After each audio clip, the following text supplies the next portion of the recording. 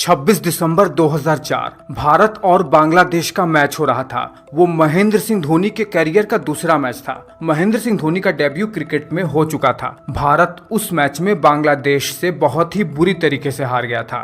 पूरा भारत दुखी था, बहुत ज्यादा दुखी था। पर भारत के बांग्लादेश से हार जाने के कारण से नहीं, बल्कि 26 दिसंबर 2004 का ही वो दिन था जब इंडियन ओशन में इंडोनेशिया के सुमात्रा में समुद्र के नीचे 9.1 से 9.3 की तीव्रता का एक बहुत ही तेज भूकंप आया, जो कि हिंद महासागर में पूरब की ओर बहुत ही भयानक, इस दुनिया में रिकॉर्ड किया गया अब तक का सबसे विकराल सुनामी को लेकर आया। तमिलनाडु के समुद्र तट पर दिन में ये सुनामी की लहरें टकरा गई और फिर क्या था, पूरे तमिलनाडु, पुडुचेरी और आंध्र प्रदेश के तट पर तो तबाही मच गई। भारत में लगभग 11,000 लोगों की मौत हुई थी और 6,000 लोगों को लापता बताया गया था। लेकिन तमिलनाडु की ऑफिशियल डेटा के अनुसार भारत में केवल तमिलनाडु के अंदर इस सुनामी की वजह से 1 लाख लोग प्रभावित हुए थे। इसीलिए 26 दिसंबर 2004 के दिन को तो कोई भूला नहीं होगा, क्योंकि ये हमारे जनरेशन में ऐसा पहली बार हुआ था कि हमने सुनामी जैसी चीजों को अनुभव किया और हम ये जान गए कि प्रकृति द्वारा लाए जाने वाली सबसे भयानक त्रासदी में से अगर कोई चीज है तो वो सुनामी भी है, जो भूकंप तो लाएगी ही, साथ ही साथ समुद्र में ऊंची ऊंची लहरें लेकर भी आएगी। अब उसके बाद क्या था, सारे बुद्धिजीवियों के मन में हलचल शुरू हो गई। वो ये जानना चाहते थे कि आखिर ये सुनामी आती कैसे है और ऐसा कौन सा घटना घटता है समुद्र के अंदर जो समुद्र में इतनी ऊंची ऊंची लहरें लेकर आ जाती है। शुरुआती नतीजों से तो यही पता चलता है कि सुनामी समुद्र के अंदर भूकंप के कारण से ही होता है, लेकिन जब वैज्ञानिकों ने अध्ययन किया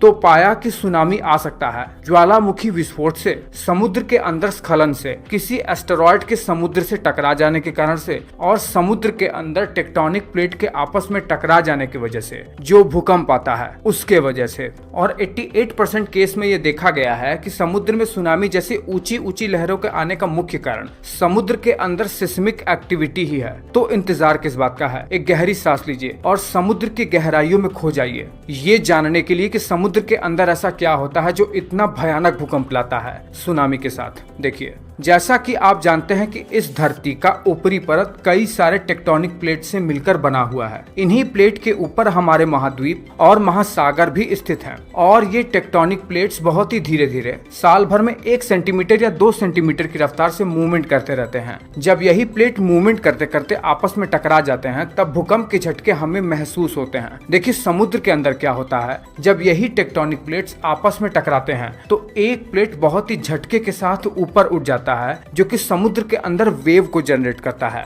होता यह है कि ये वेव इतनी तेजी से ऊपर की ओर उठती है कि इसमें बहुत भयानक एनर्जी होती है, लेकिन चूंकि ग्रेविटी इन वेव्स को नीचे की ओर खींचती रहती है, इसलिए ये वेव फैल जाती है और समुद्र में चारों ओर बहुत ही तेज रफ्तार से, तीव्र इंटेंसिटी के साथ 500 से 1000 किलोमीटर प्रति घंटा की रफ्तार से ट्रैवल करते हुए समुद्र तटों की ओर पहुंच जाती है। देखिए, इसमें इंटरेस्टिंग बात यह है कि जब भूकंप के झटके की वजह से समुद्र में लहरें वर्टिकली मूवमेंट करने लगती हैं, तो समुद्र का पानी ऊपर उठता है। इसकी वजह से सुनामी की अर्ली स्टेज में होता यह है कि समुद्र तटों से पानी पीछे की ओर खींचने लगता है। ये अर्ली साइन होता है कि बहुत ही भयानक सुनामी आने वाला है। और जैसे ही लहरें पीछे की ओर हटती हैं, समुद्र तटों पर सीप और कुछ मछलियां हमें दिखने को मिलने लगती हैं। उसके कुछ सेकंड या कुछ मिनट बाद ही सुनामी की लहरें बहुत ही झटके के साथ, बहुत ही तेजी से, जो कि ऊंचाई में 30 मीटर तक भी हो सकती हैं, तटों पर हिट करती हैं। सुनामी दरअसल समुद्र में आने वाली नॉर्मल वेव की तरह ही होती है। ये नॉर्मल वेव जो होती हैं समुद्र में, या तो वो चंद्रमा के ग्रेविटी के कारण से होती हैं या विंड के कारण समुद्र में बहती हैं। लेकिन सुनामी की लहरें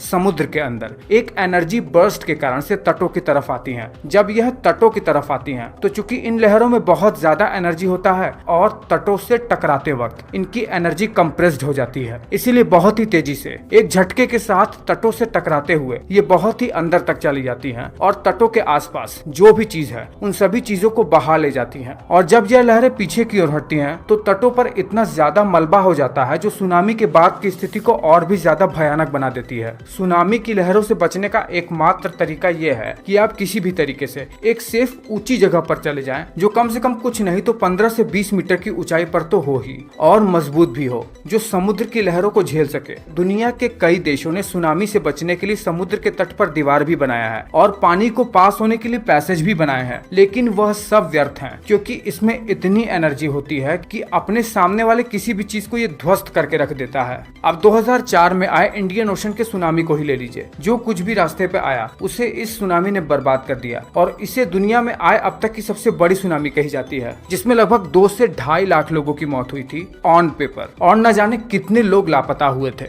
तो ये वीडियो आपको कैसा लगा है मुझे नीचे कमेंट करके बता दो। अच्छा लगा है तो तुरंत ही एक लाइक कर दो। मैं मिलता हूँ आपसे अगले वीडियो में।